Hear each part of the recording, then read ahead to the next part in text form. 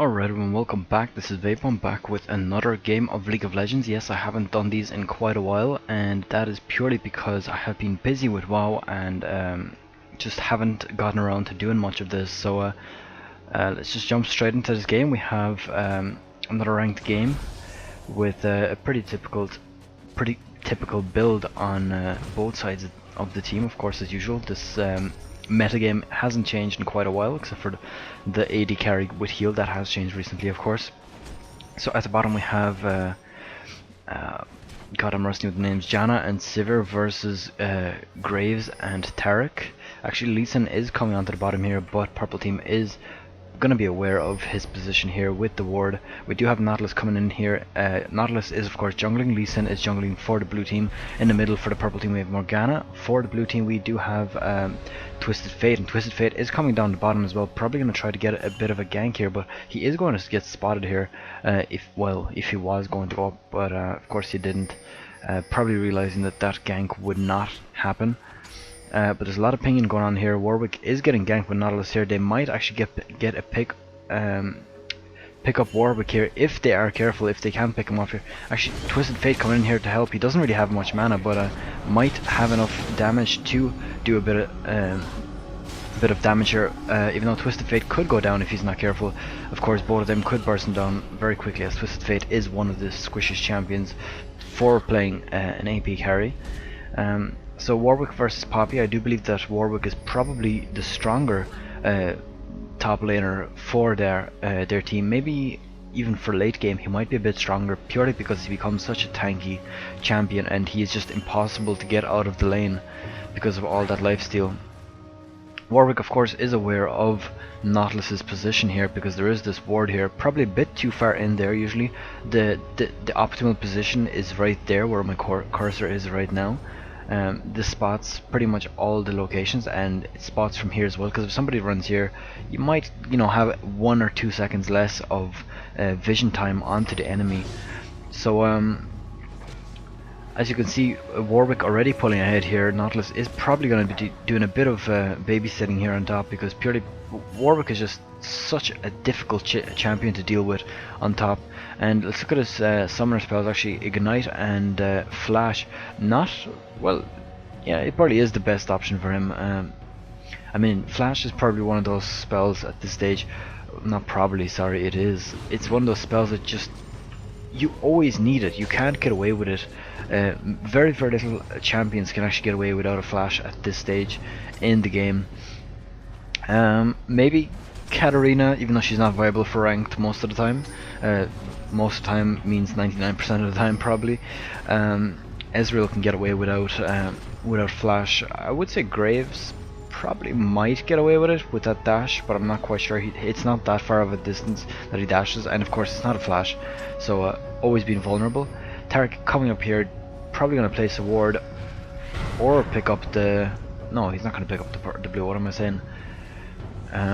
Did throw a heal on Nautilus, even though Nautilus is going back here. Maybe he might try to gank as Twisted Fate, but I don't believe that that's going to definitely happen here, because of course Twisted Fate is on full health. But it does look like Taric just wanted to place a ward here, purely probably for spotting Lee Sin's position. And that's going to make Morgana pretty safe, even though Morgana already is a pretty safe champion to lane with. She of course does get banned in probably, from my personal experience, about 99% of games. I haven't played a game where she wasn't banned in quite a while. Of course Morgana is one of the main champions I play, so it is unfortunate that she gets banned. But even after the nerfs and all that, she is probably considered one of the best AP champions, because if she jumps in with her ult, you either kill her or your team is pretty much dead. Her ult on the second tick will do quite a lot of damage, and of course AoE stunning everyone. So her ult does a lot of damage. It prevents you from staying close, which, I mean, you could stay close, but I mean the chances are then you might die. And of course Morgana's binding is a very nice skill to max out. I mean, once it's maxed out it lasts for very long. I think it's almost 3 seconds. So oh, actually Twisted Fate might... No, never mind, he doesn't get away, so they do pick up first blood here. The binding did miss, but of course with Morgana's ult they do pick up that kill. Morgana of course getting killed, Nautilus getting the assist. Morgana is quite a bit ahead of Twisted Fate right now. She is 32 minions ahead, as well as the kill, of course. And that's going to put Twisted Fate way behind. I do believe that Twisted Fate is a bit of an unsuitable champion. I know a lot of people play him in mid, but I just don't see how you'd consider Twisted Fate such a good mid laner. Yeah, he does have that ult and a nice stun, which I personally don't think is 100% reliable, because if you panic or anything you might mess it up. But I just don't see how Twisted Fate is viable, because he just doesn't... Yeah, he does a bit of burst, but he doesn't really have any sustained damage after that, as well as the fact that he's so squishy. I mean, Twisted Fate can be played as an AD carry. Well, he never is played as an AD carry anymore, but he could be, and that just means that he's such a squishy champion that it's just impossible to do any, have any survival with him. Actually, quickly looking at the cards here, I do see that the pick card actually scales off 100% of your total total AD, and it looks like about a 0.3 scaling on AP. So that did get a buff recently, of course, making him more viable using AP. And I just don't see how people play him so much. I don't believe that he is that viable, in my opinion. Of course, this could be my opinion and be completely wrong, so don't go all mental on me. But I just don't believe that it's that useful, or he's that useful. So Twisted Fate is coming around here behind Morgana, or in front of Morgana. Actually, I forgot he is on the blue team, and we did actually get a kill up here. I'm going to quickly go up here just to see how that happened. Warwick is going to start doing some damage to Poppy. He's probably going to ult her here as well, and there he goes. And now Poppy is going to go down. There's no way she can escape here. Of course, we did see that was a kill picked up earlier, so no surprise there. But Warwick, of course, is a way better laner than Poppy. Even though Poppy is slightly ahead on minion kills, but that is a very, very small difference. It's not going to make that much of a difference at this stage, especially considering Warwick has picked up a kill on Poppy already. So we are going to see a bit of passiveness at this stage, because of course First Blood has been gone, even though most people after First Blood are about to start to get a bit more aggressive, because of course giving away First Blood is always the worst thing to do, because you know 400 gold is quite a bit of gold to give away in one hit, and or in one kill rather. So after First Blood people do get aggressive, but it does look like the game is getting a bit passive right now, because of course they're not really doing that much in terms of you know, even ganking is being a bit passive right now. Lee Sin is at blue, given the blue buff to Twisted Fate. I'm not quite sure if he got spotted there, but Twisted Fate does get the blue. This is going to be pretty nice for him for harassment, because he can just use the red buff or the gold buff card, I mean, for extra damage, instead of having to use any of the blue ones. Lee Sin did actually try to spot that Nautilus, but that Nautilus moved in just a bit late, meaning he did not get spotted by that, so they are not aware of that Nautilus's position. Sivir actually, picking off Graves here, and they are probably going to pick up Tarek as well. A very, very nice double kill actually for Sivir. Sivir is going to be doing very, very well now with 3-0-0, Graves on 0-1-0. Actually Sivir is a little bit behind on minions, but she's going to catch up very, very quickly. Let's quickly have a look at the gold. Sivir at 4.9 almost, whereas Graves is at 3.9. So about 1,000 gold difference, and nothing too major, but of course every little helps. You know, at this stage I guess that is 25% extra gold. Ooh, look at that actually. Never mind, Janna is going to get picked off with that ignite. Probably could have auto-attacked her actually and picked off the kill anyways. But she could pick off Sivir here if she's not careful, especially that she ran right over that. Oh wow, look at that. Oh, that Sivir is pretty lucky that Morgana didn't quite realize that she jumped in there with such little health. If Morgana's binding or anything was ready there, she would have picked her off quite easily with just that one hit. But Sivir getting pretty fed. She is on 4-0 right now. Going to be very, very nice for her. Nautilus doing quite a bit of damage here in TF, but TF going to get away. With Lee Sin coming in, I don't believe that he's going to pick him off here, because going to have Graves here doing quite a bit of damage. And then if Lee Sin gets a bit too greedy, which he while he didn't quite get too greedy, then he would end up getting picked off by Graves in return for a kill on Nautilus. But of course, I don't believe that giving an AD carry a kill is worth losing, you know, just picking up one kill on the enemy jungler. It's just one trade that I would not consider worth doing. So Warwick again dominating this this Poppy up on top, and as you can see, Warwick is almost in full health. He is a bit down on mana, but Poppy is down as well. She doesn't have any sustain whatsoever. That is the downfall with Poppy. She does a lot of damage. She's very nice for surviving damage, but she's very, very harassable. And the reason that is one of the reasons why I would consider Warwick a much, much better top laner. If it was up to me, I would probably put Shen, who is probably banned, or Cho'Gath up on top. Cho'Gath is a very, very good top laner, of course. He does have that sustain from his passive, giving him health and mana back every time he gets a minion or a champion kill. So again, Twisted Fate getting pushed back by Morgana here. Morgana doing very, very well. She is of course on almost full health. She does have that hourglass already, meaning she is going to be able to jump into team fights. And oh my god, she's coming right around him, and this could get very, very dangerous for Twisted Fate. He is able to ult now if he wants to, and he's probably just going to go back to safety. There it is. Not quite sure why he's doing these. I guess Lee Sin doesn't really need them at the moment, but he could actually get picked off by these. Wow.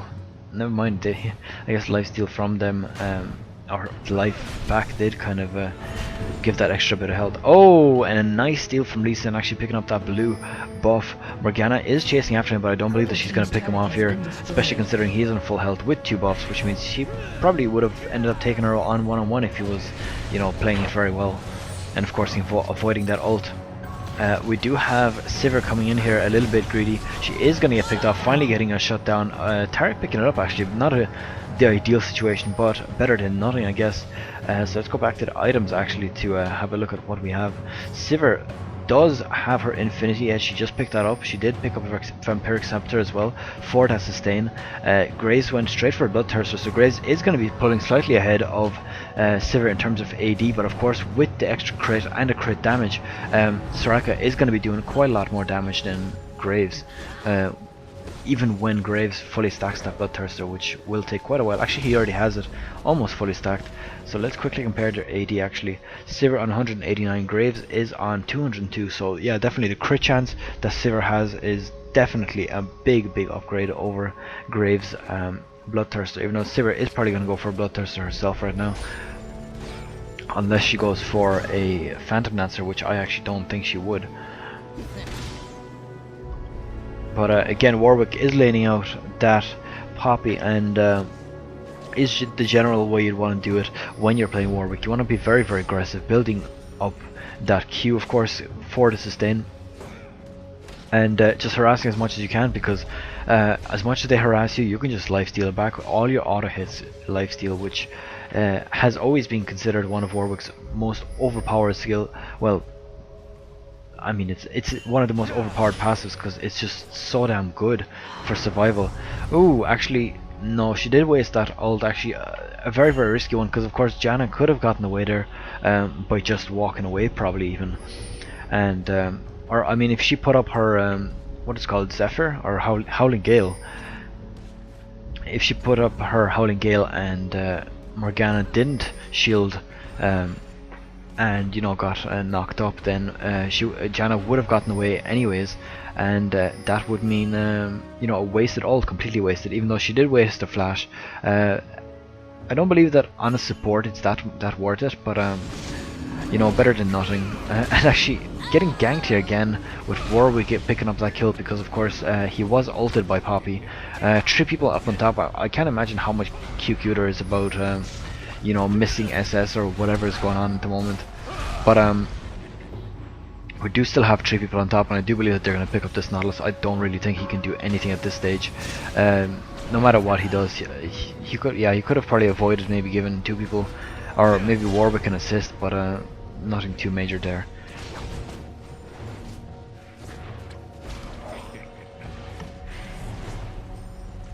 Purple team So there we go. That is the second turret that purple team is going to destroy. The first one being, of course, at bottom. That is usually the way it goes. Bottom always loses. Well, most of the time, sorry, does most of the time lose the first turret of the game, which kind of most of the time ends the laning phase. Also, at least for the bottom team. Usually the top and middle will stay with the top team staying in lane the longest. The top players, I mean, middle lane, of course, is it really depends on how well the teams perform. If one side is dominant and they destroy the turret, of course, that will end the laning for that player. But usually middle likes to play safe, unless, you know, they get completely babysat by the enemy jungler, and, you know, just getting demolished the whole time.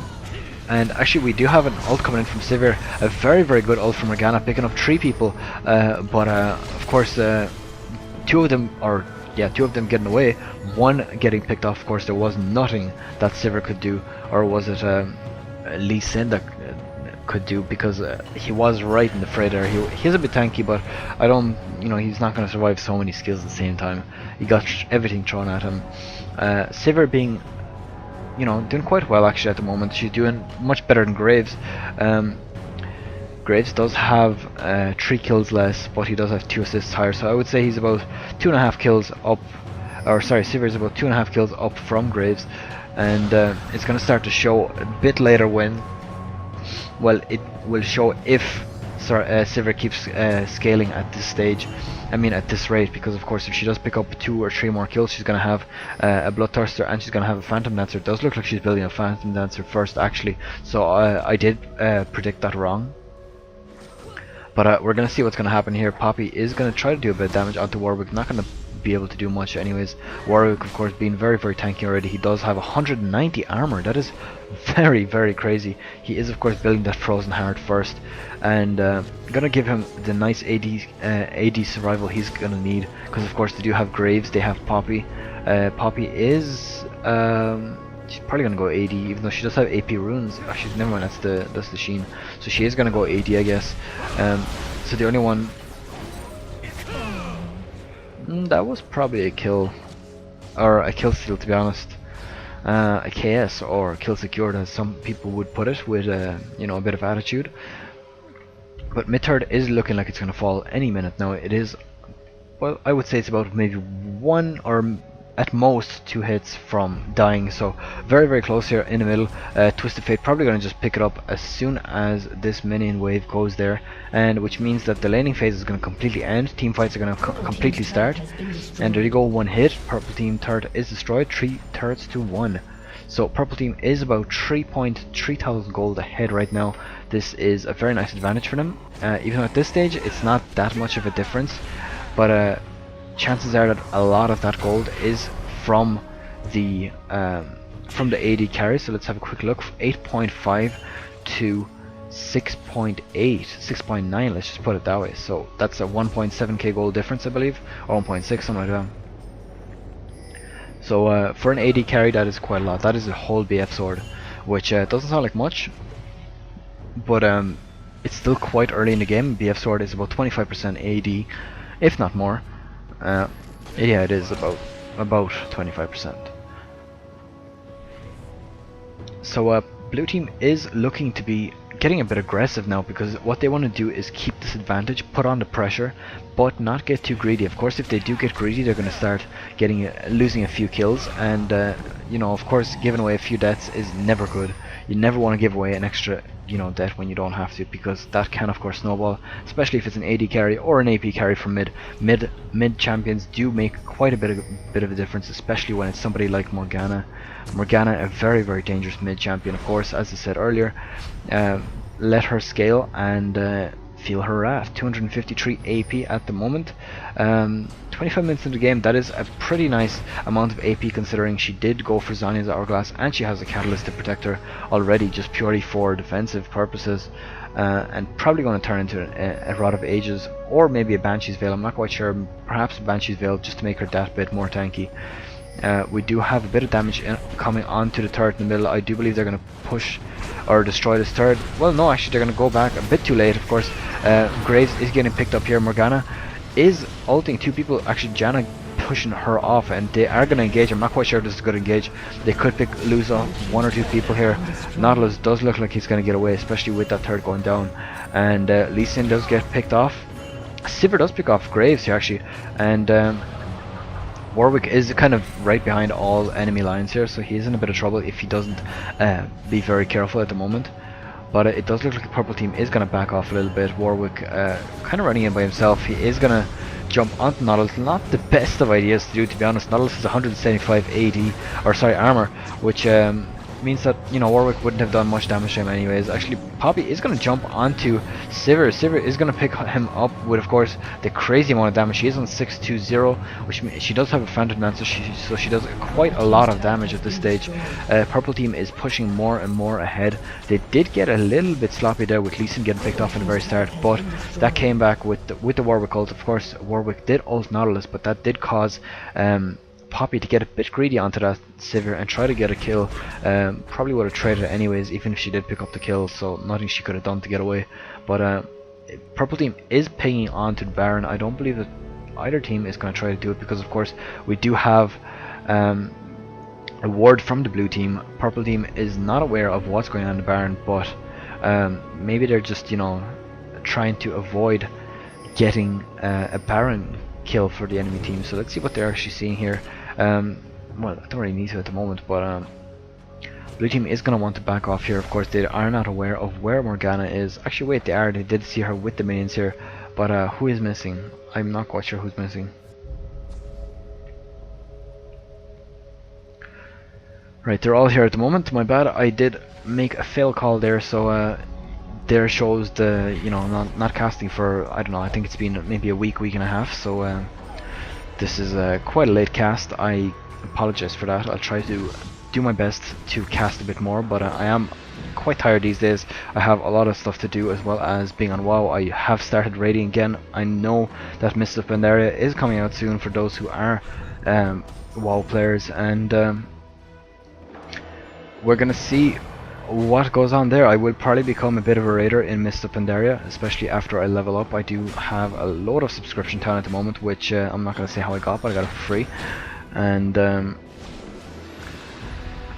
you know, I'm probably going to end up, you know, getting a bit more into raiding for Mist of Pandaria. Maybe get into a bit of heroic raiding, because in this expansion I didn't do any raiding. I do have quite nice gear actually at the moment, considering my warrior has been level 85 for 2 days now, and I am, for those who know, item level 385, if that makes any reference to you, as a prot warrior, of course. So let's get back into this game. There's no point talking too much about WoW, but keep in mind that if I'm not doing too many of these games in the near future, it is purely because I'm actually doing a bit of WoW at the moment. I might go back a bit to Age of Empires Online as well, but we'll see how that goes.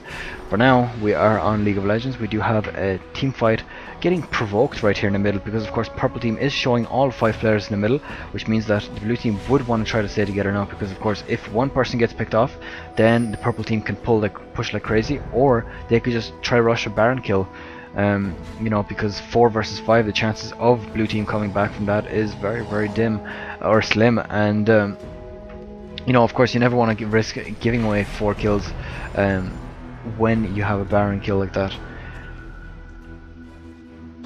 So getting a bit passive again. I'm not quite sure what's going on now. They are, it's that tense moment where they know that the next team fight could, you know, determine the outcome of this fight.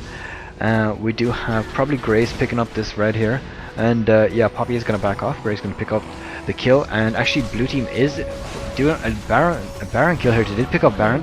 Actually Tarek flashing in, not a very smart idea. Of course, after placing that ward, they shouldn't have jumped in at all. Never a smart idea. So we do have blue team with the Baron buff now. They are 7.4 thousand gold ahead, a very, very nice chunk of gold, with Graves probably being the furthest behind, 8.4 to 12.6 thousand gold. Holy living shit, that's 4.2 thousand gold ahead of Graves. That is a whole bloodthirster, a whole infinity edge.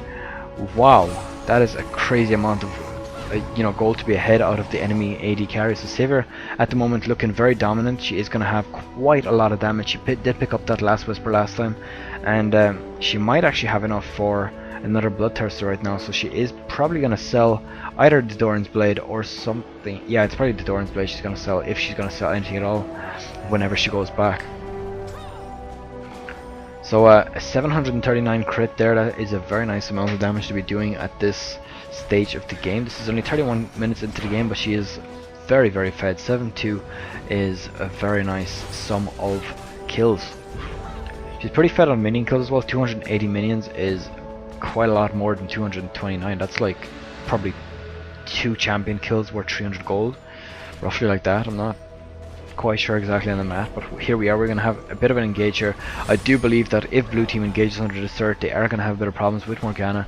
Morgana being a very dangerous champion, of course. 2 dive. She's actually the only one with a positive score on the team. She is on 3-1-2, and that is purely because Morgana is just such an awesome champion, and is clearly one of, you know, it's clear why she's one of the most popular champions to be ganking. And I'm actually fast forwarding this whole fight. I'm actually going to slow it down just for the lulz. And we do have Lee Sin running away here in a very bad position actually. Warwick is jumping onto Graves, but a very bad positioning for them as well, because why did I slow it down that much? We do have actually Twisted Fate somehow picking off Poppy. I don't know how that happened. I guess Poppy did get shut down a bit too much. And blue team is looking to be in a very dominant position right now, with both. Where 3 people lost actually for 0. They didn't. The purple team didn't lose anything. So I'm actually gonna go back to that fight quickly because they did fuck up the whole engage. So here we are with Nautilus waiting here. We do have Lee Sin being spotted here straight away from the purple team with that ward.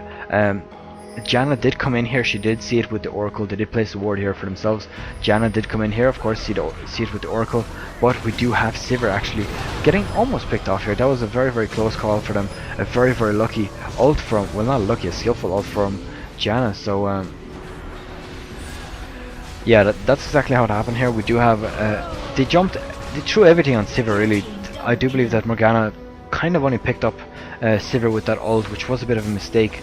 She probably should have ulted and picked up some more, or sorry, not ulted, they should have flashed and picked up a few more kills with that, or a few more people, because of course after Sivir got away with Janna's ult, as well as, you know, flashing away, you know, Sivir was safe. She has her lifesteal, and that's pretty much the end of this game. That cost them the game because Morgana didn't jump in with her ult. Well, I can't really blame it just on Morgana. Of course, there's other factors as well, maybe bad engagement with some other people. But that's it for this game. Again, I apologize for not doing any games for a while, but stay tuned for more. I'm Vaipo. You know, subscribe, press the like button, all the usual stuff. I'm Vaipo, and I'm out. See you guys later.